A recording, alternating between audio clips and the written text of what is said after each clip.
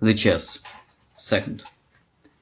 When the husband came to and opened his eyes, he saw that he was no longer on the street, that the embankment was no longer before his eyes, that in front of his eyes there were no longer country yards, no balconies, and no people either. He was in some room with a pink wallpaper, and on the window sill there were sunflowers like Van Gogh. Oh no, they don't exist. These weren't real sunflowers. There was his painting, that Van Gogh painting. He looked around and saw the same piano that the pianist on the embankment had. The pianist who became a monster in an instant, the pianist who turned from a classical player into a jazz player in an instant. It was the pianist who was called a knight. He thought the chessboard. There was also a red chandelier hanging in the room, looking Chinese, in the style and spirit of a car by Wong films. The mood of love was playing, but where was it playing from? There were no records players around. There wasn't a single record around, not even an MP3 nearby. Where was it coming from? And so loud, it sounded so strong. My husband couldn't understand this, and he never would. After all, the understanding was already there as soon as he was born, as soon as he appeared in this world. Then he already knew everything. He knew where all these swords, these dreams are walking. He knew where the raven from Poe came from. Also, beside Van Gogh, there were other paintings hanging in the room. All of them were reproductions, except for one painting. First, it will list the paintings there was Manet, Degas, Delacroix, Kandinsky, Dali, Kaufman, Nedrum. And the cherished artist Picasso. Yeah, Picasso, Pablo, was not a reproduction. They were all reproduction, and rather cheap reproduction. For example, a painting by Caravaggio, one of his paintings, Sic Bacchus, was black and white, as if printed on a printer. It was nonsense, unenchanting, although with a riddle up its sleeve. But Picasso, Pablo, yeah, he was real. It was not reproduction, but how? This apartment was so cheap paintings, the TV square, big like a refrigerator, the wallpaper is appealing, hanging barely on snow house in a painting. In this apartment was the real Picasso. It was the real Picasso. From this painting came light, green light, that real Pablo light. It screamed and roared. It was the green light for which everyone was ready to die in the duel at Waterloo. Without a doubt, it was the real Picasso, the Picasso whose gaze is like a volcano and the ocean like an ice cream. Where the volcano, the taste, the cone, the ocean, but how he hung out there? When the husband began to rise to get up from his knees, he noticed that his hands were tied. He had been kidnapped. They would kill him, but he paid no attention. She began to look around. He came closer to the paintings with his tied hands and began to stare at this painting very hard. He looked at those hands depicted in it, and he looked at these burning eyes of the girl in front of her. There was all blue. He was hypnotized. It was wonderful. That look was already suffocating him. He was feeling stuffy and awkward. He wanted to take off his clothes, take off his white shirt, which was already tightly pressed against his pumped-up body with a sweat. It was tightly pressing against his muscles. He couldn't take it off. He began to groan. When suddenly the picture began to move its eyes, it became even more terrible. Its gaze became like a Pablo Picasso, a volcano, like an ice cream with the ocean. But the ocean was not enough. The room was like an oven. The ocean was only on himself. He was like from under a shower, like from under strong, powerful rain. It was as if he had spent a week in the ocean. He even began to think that he was turning into fish. He wanted to check himself for gills, but he couldn't. He had no hands. They were tied with a rope. The rope was made of hay. The room was like an oven. The wallpaper turned red. The chandelier became even redder, and all the paintings began to fall, and Bacchus began to glow. As if to show what path awaited the husband on his way, what would begin in the future. He kept telling everyone, "Look, it's me, it's you, this is what you will become." His eyes darted around like a centipede. He had many legs, as if he had become simultaneously a murderer, a thief, a liar, and a traitor to everything in this world, as if he had become a Satan. So powerfully did the flame and the volcano and the fire entered his heart, that he began to beat so fast that it almost stopped. But I could have stopped it if not for a knock of the wall, which abruptly stopped all the flames which his devilish picture created around himself. The knocks did not stop. They began to appear on all levels. On all four walls, 1, 2, 3, 4, 5, 6, 7, 8, 9, 10 millions of knocks destroyed the room. The ceiling was knocking too, and the floor too. The paintings that had fallen to the floor so quickly began to resemble water too, a puddle into which another tear from the sky falls like a fallen rain. Only one painting hung on the wall, Pablo's painting. Its eyes continued to move from corner to corner, from side to side. Everything around him rattled and sang as if he were inside the piano itself. The hammer struck the walls, ceilings, and floors as if they were strings. He knew, he already understood where he was. He was in a Steinway. He was in a grand piano, or in a piano, and who is playing, who's sounding? Could be Picasso himself, or is the Goritz playing for him, or maybe Van Cliburn is at the concert in Tchaikovsky today, the 50s, the Conservatory, Ignacy Jan Paderewski. Who is he? Maybe he's an imprisoned with himself. Maybe he's now in the piano and sees the gaze of the painting, feels the endless heat and the enormous sound of the walls. Maybe he's me, the author of these lines, or maybe no one in this wide world.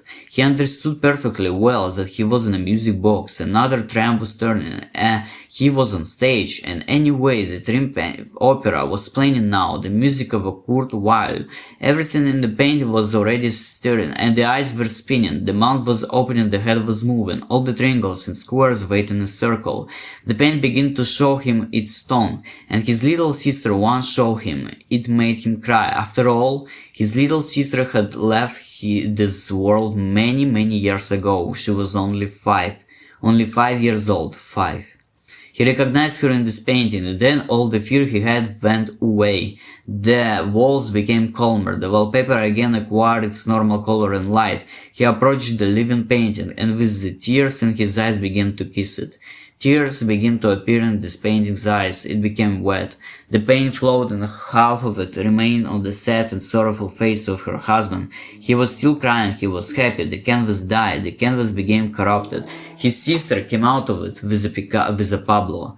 The held hands. He began to sob again, sob like a little child. But his sister said to him, "Don't cry, darling, don't cry. We're here, we're close." Picasso supported her. They came closer to her husband, wiped her tears with the cloth from his jacket pocket, and hugged him tightly, tightly. And as they hugged, they repeated, "Everything is fine, everything is fine. We're not leaving, we're not saying goodbye, we're always near." A calm smile appeared on his lips, and he began to draw on the embers. Mahler music began to play, Claudio Abbado. The room became one of the most beautiful places on the planet. He no longer understood why he was afraid. How could he be afraid and tormented in such a beautiful place on this planet? It was already beginning to seem to him that he was not on his native planet, that he was already somewhere completely different. Everything was beautiful around. It seems that the room has stepped off the earth, that it had flown, that everything around has sparkled like a gold, as if a golden carriage had approaching him. So many glares of sun around. So golden carriage had approached him. So many glares of sun around. So much light, and how fresh it has become. How good it so breathed, what freshness and bliss. He's in the ocean, as if in love. His little sister is with him. He's in the blue clouds. The room is hovering. So many windows have appeared. Only the sky is visible. We are next to the white moon, and the sun is nearby. I look at him, and it doesn't even hurt me. The room is flying like a multicolored balloons that he once launched when he was very little. Where he just went to first grade when he was 7 years old. How wonderful childhood was. He's in a childhood. He's in their moments. He's in this balloons. How is it clear to him what makes the balloons fly? Soul just like himself. That was lift things into the air. It can be. He has returned 30 years ago. The air so fresh and clean, so fresh and clean. The walls have become transparent. Everything become transparent. Everything takes on the features of the sky and the clouds. He has never felt so wonderful in his life. He has never experienced so much happiness. He couldn't believe that just a minute ago he had felt incredibly ill, almost to the point of death. He couldn't believe it, because where there is infinite happiness, there are no doubts, no decisions, no fates. This had never happened in heaven. He was finally loved. He was finally needed by someone. He would be taken care of. He wouldn't be abandoned in a trouble. He didn't feel alone. In his arms and legs and eyes, there were now only clouds and the sea, blue, silent sea. The whole world had become an aquarium. The whole world has taken on the features of the sky. It knows no hatred. It knows no loneliness. It knows no ignorance and no doubt. It knows no fate and no resolve. There is a smile on its lips. Now it knows what allows birds to fly. Now it knows what fly it is. It's next to the rook. Rook is here. The rook make it move. Third, something inside him was clenched. Everything was delayed. He began to feel some kind of tension. He looked around. He was standing with his feet on the moon. Black space, deep and eternal, envelops him. Under his feet, gray smoke, white ice, refrigerator walls. There is no single star in the sky, only black blanket. The stars and only on what is he standing on now. The white earth sparkles like stars, like distant planets. It reminds him of the earth. He remembers the first time he saw snow, the first time in his life he became aware of it. How he made a snow woman, how he ate snow, how he caught the fallen flakes from the sky with his tongue. Everything inside him was clenched. He wanted to cry again. He missed those times, those carefree times when he was so happy. And now, do you hear that melody? The melody that's playing, the fourth symphony, Mahler again. How much longer could this go on? And he plays. The husband is standing on a giant glacier. This is where he is now, and he thinks, but it turns out they've been lying to us all. The now, and he thinks, but it turns out they've been lying to us all. The moon turns out to be triangular in shape, not round at all. This was he found out. He looked again at what was behind his head, what was above his head, and again looked into darkness. Never in his life had he seen so much night. Never had he seen such a blackness. He felt that this was death, that this is what it looks like, and this is what it looks like, nothing. But at the same time it was everything, and it exists, but it doesn't exist at the same time. But what about extraterrestrial civilization? Where is it now? And then again, out of the blue, the black space says that all the aliens whom we are so vaguely waiting for, they we have already waited for them. After all, they're all us. Where are the parallel universes? Were they? But they are they. They are of those distant stars and planets. Our lives are only slightly different there. There, the husband had long since walked along the embankment and reached his beloved wife and his son, who loves football so much. And there, maybe not football, but basketball. There he didn't see all these pianists, violinists, and guitarists. There he saw only the sea and lanterns. That's what life is like on those distant planets. We live there. We're only there we don't have blue eyes, but brown. Only there we're not sad but happy. And he looks into the distance. The husband can no longer tear himself away from that endless space. And indeed, how much is it? How full the emptiness is. He realized again, understood again and again, like snow on his head. That thought fell on him, that everything empty is too full like empty. Emptiness is the most powerful thing in the universe. Emptiness is the maximum, almost infinite volume of information and feelings. That's where he's now. He's now in a person, in one of the people. He is the eyes of this person, who is now probably looking at this beautiful and gloomy sky. Who reads poetry in the evenings. He sees through his eyes. He is his eyes. This is where the universe is, in ourselves and our eyes. The stars look through us, their fogs, their clouds, their glaciers. This is what our thoughts are. This is what our inner voices and personalities are. This is who owns our body. This is who controls our arms, legs, and mouth. The husband turned around. He was completely alone. There was no one, not a soul around. In an instant, everything beautiful disappeared. But even here it was great. Here he felt what clarity is, what truth is. Again his sister, those paintings, Picasso, the room, the aquarium, no longer next to him. But he looks into the void, and yet he sees them. He understood. He has not lost anything. He can only gain, but never lose. Loss is also gain. Her little heart, which has died out many years ago, began to beat in his heart. His gaze appeared in his gaze, Pablo's gaze, which had disappeared many years ago, and in his eyes all those very paintings appeared, over which all those masters lived. He sees the same things that Van Gogh sees. He feels the same as Monet. He feels the same scent of flowers' gardens.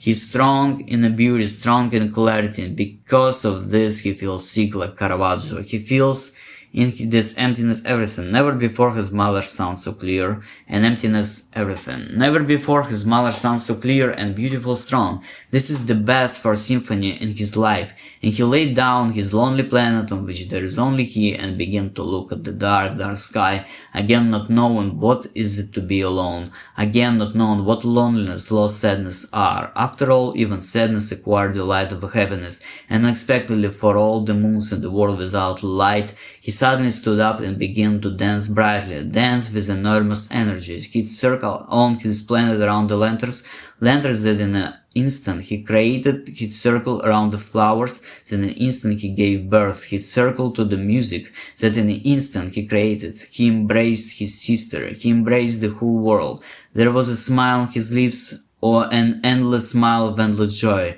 After so many years of life, he finally understood what life was. After so many years of not knowing, he understood what ignorance was and what knowledge was in the flash of the moon. He danced from the place where he had appeared. He began to run across the moon, overcoming all the slopes and inclines, all the walls that it had created many centuries and millennia ago. He began to run quickly towards the endless night. He saw the emptiness, everything in the world. He saw light, everything suddenly swirled with the lanterns, and the sidewalk suddenly became clear before his feet. He felt the embankment, he saw the sea, he saw people, he saw violin, a guitar and piano that stood alone. He approached the piano with all his love for it and began to play it. But it was not the piano that sounded, but voices, great operatic voices, a whole galaxy of them. He gave birth to a whole galaxy of voices from the piano, and Maria Callas' voice also rang out and sang as the years of her youth. When she was still so young, when he was still so alive and not alone, and he sang loudly, loudly, time stopped, time lingered, time stopped to make a memory. He opened his eyes, and when he did, the same moon appeared before him, only the moon and nothing else. Under his feet there was either snow or a refrigerator, or just a white stone. He decided to find out what time it was already on the clock, but his watch had stopped and showed midnight. But he felt as if he were 5 o'clock in the evening. What strange things were happening around him, what songs were unfolding around him. Where's his wife, where's his son, why is everyone silent, why does no one want to talk to him anymore? Why did all the voices stop in an instant? Where did the embankment disappear, those balconies, those crazy people who changed their skin color in a couple of seconds?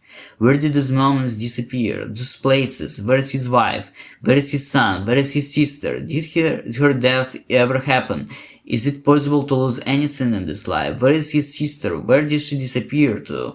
And his parents, where are they? Where is mom? Where is dad? Why has everyone abandoned him? Why has he been abandoned? Why is he left all alone? Is it possible to live like this in this world? Is it possible to treat people like this? Why does he look at this planet and not believe that it exists? Why does he only look at it? But why is he not on it? Why can exist? Why does he only look at it? But why is he not on it? Why can he talk to anyone? Why can he go home? Where is he? Where are his memories? What is the date now? What time is it now? When can I go home already? But there is no home, if only a dream. And he began to cry. He fell to his knees. He holds his head in his hands. The tears become stronger and stronger. They create puddles, and he cries. They create rivers, and he cries. They create lakes, and he cries. They create seas, and he cries. They create an ocean, he stopped crying. The water began to choke him. The moon began to fall in space. The weight became too much. The moon is suffocated by the dark space. The husband suffocated by the water. Everything suffocating. There is no life, no dreams. Only a hand sticks out from under the water. He screams in the water. Help! He screams. Why he screams? Where am I? He screams. What is it? He screams. How did this happen? The water continued to choke him. The moon continued to fall. When suddenly it began to break. The moon began to break into pieces and, like salted, dissolved with the water in the endless space. And so he began to float along the immortal current without a spark in his soul. The moon is no longer under his feet. Its rocks are no longer there. There is nothing, only a dark, dark space. No stars, no running, no music, no breathing, no voices. There is nothing in this world without light. He still swims. and his eyes almost do not move. He has been swimming for almost a year, 2, 3, 4, around there is still nothing. Only him, only he the planet, and there is nothing else. I would seem that despite the fact that he's moving and moving for a very very long time, it seems that he's still standing in one place, in the place where the moon once stood. It seems that he's taken on its role, that he has become the moon. Now he's the moon, and now he does her job, the job of looking at Earth, and so his endless days passed in space, and so he lived, and so at the same time he died. No wife, no son, no piano, no guitar, no ground under his feet. He became everything. He became the earth. He became that on which all events must take place and destinies must cross.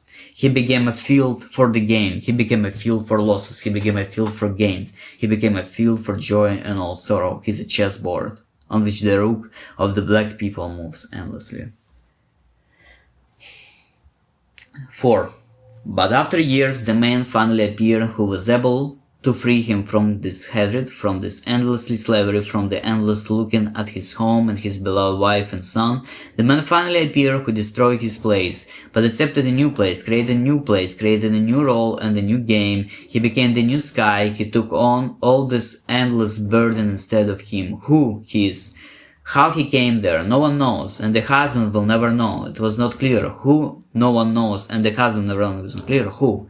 His savior was. What he really needs, why he agreed to suffer instead of him, for what, and now he came here, everything was in a fog, but the husband was infinitely grateful to him, because to be the moon meant to be a slave. He did not want to serve anyone, and the whole planet especially. It was not for him. He got there completely by accident, only because he loved, that he loved infinitely, that he loved to live so much. Only because of this he got there into the sadness and immortal trap from which there was no way out, only sacrifice. He was saved, but it's unclear. In his savior, his hero, alive, and what about his fate? What about his life? He still dreamed of saving him later too, but this time did not allow them to do this. On the way, he will do many more things that will not contact with the return to the void. He will never be human again. When he returns to the planet, no one will believe him that he is an infinite number of times a planet, that he was a satellite of his home, the Earth, the planet. They will kill and destroy him, but he will prove it. Although only one thing worries him. What happened to this home planet? What is the role now? Fate? After all, he was not there an infinite number of times. He was always one looking at it. And if we take his life as a relativity, it turns out that his life was always there, that it was always born to look at his home. Although if we take relativity into account, his home was space, this endless idleness. After all, he lived on Earth for only 37 years. When he was the moon, more than infinity of years. His life and place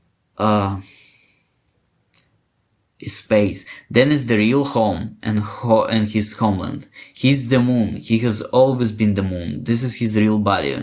But now he's leaving his real homeland, becoming completely different. He's been born again. This means he's dying. He has died. He lived a great life being just a planet. But now he's a man, and he's 37 years old, and he has a family. They're on that planet, which has looked at this entire endless life. Now he will find out what it is. Now he was born. Now he has a new life, a new face, new eyes. He will find out what it is to swim in the sea. What is it to lie on the grass, eat snow, see snow and laugh? He will experience all this. This is completely new for him. His new life will soon begin. He will soon see rain for the first time, feel the sun for the first time. He will see his parents and his sister for the first time. He will open his eyes and they will give him a name. He will sing songs with his brothers and sisters. He will lose his sister. She will be only 5 years old. He will fall in love. He will get married. They will have a child. He will have a wonderful son. He will love football very much. They will play it together on weekends. Every day from work he will walk home along the embankments, listening to the sound of street musicians, listening to guitars, violins, piano, watching and studying their faces, looking at the sea every day. He will love his life, he will love his family, he will love his wife and his son. He will lose them endlessly. He will lose everything he had. He will go crazy. He will die young. He will disappear into space. His soul will move endlessly in space. It will never find peace. He will never find reason. He will never find clarity and solution. He will become space. He will become the moon. He will become the stars. He will look at his soul infinite numbers of times. He will not know what time it is. It will be split many times. It will be shattered into many pieces because of the new person on it. So all of its parts will simultaneously conquer the entire cosmos that surrounded it for so long and endlessly, and will fall onto many planets and even give birth to several planets itself. There will be life on them, there will be songs on them, there will be laugh on them, there will be sadness on them.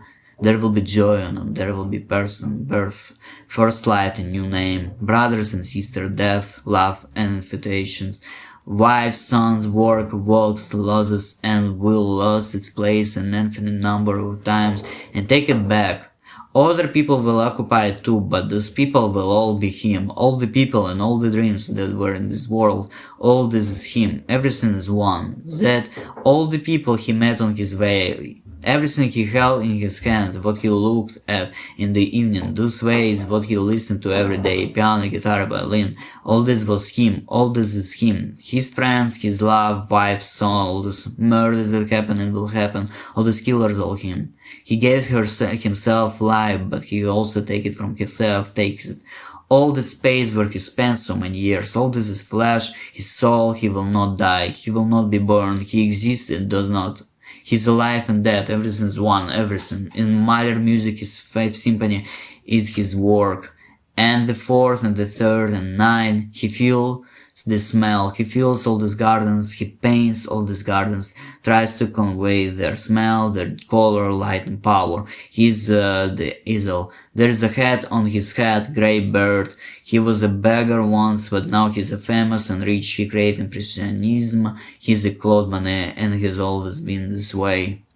His Impressionism, his pains and joys, his baggage, his and those critics who misunderstood him, he and those viewers who pelted his paintings with the tomatoes and dirt, he paints himself. That naked girl lying on the grass, he's and he, and those sunflowers and that cafe, and this starry night, and this is his face, and he's always been this way, and it will be this way. He closes his eyes, opens them, and you'll escape again. A second, a desert across an ocean. A minute ago he was in USA, across Russia, across France, across Spain, at the breakneck speed, breakneck pace, in different centuries, millennia, different centuries and eras, all in 1 second, and closed eyes. The author of these lines, who is he in this work? He's also Manet Degas, Manet, Van Gogh and the moon, and the husband, and Mahler music and painting. Space is spinning in search of an answer to his questions, when the questions are the answers, when the questions are the answers, when the moon there is the sun, when the sun there is the moon.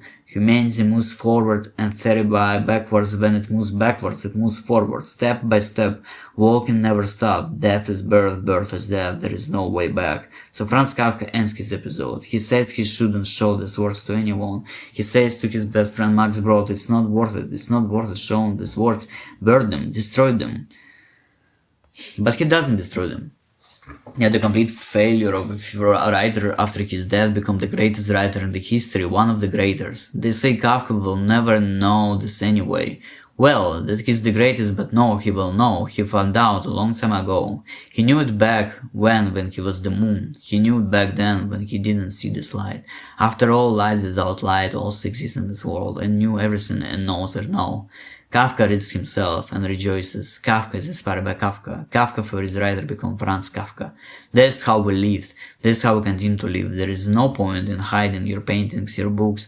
They live anyway and will be found. Even if you throw all this into the fire, it will disappear. You will think that you hide it, but no, the fire has consumed it. The fire has taken it all itself. But the fire has its own life, and soul, and soul, it's our soul. It keeps all these creatures within itself. They're in soul on its shelf, which means in our souls, on our shelf.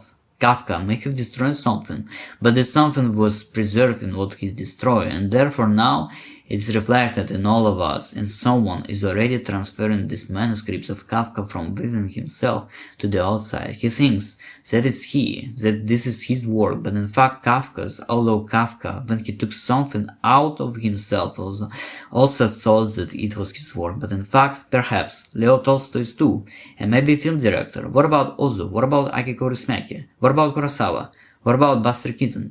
Maybe these works are theirs, maybe the author of these lines, or the husband who is finally free and is about to be born. Everything's given to him, he's been born. He examined the world, now he will open his eyes, new eyes, young eyes, now they will give him a name. Now he will see his mother and his father for the first time. For the first time the light will fall on him. He has been in endless and dark space for so long. Now he comes out of this thick darkness and for the first time see the light. Just a little bit more, he will be born. He will have a destiny. He will have parents. He will love them. He will have brothers and sisters. He will see death early. He will fall in love. He will get married. He will start a family. He will have a son. He will be happy. Every day he will walk and admire the beauty that is before him. Every day he will hear beautiful music. He will have a destiny. He will have a destiny. He will be man, finally man. He will laugh. He makes his move. It's important life move. A man is born. That means the universe is born. Carol move forward. Carol made his move.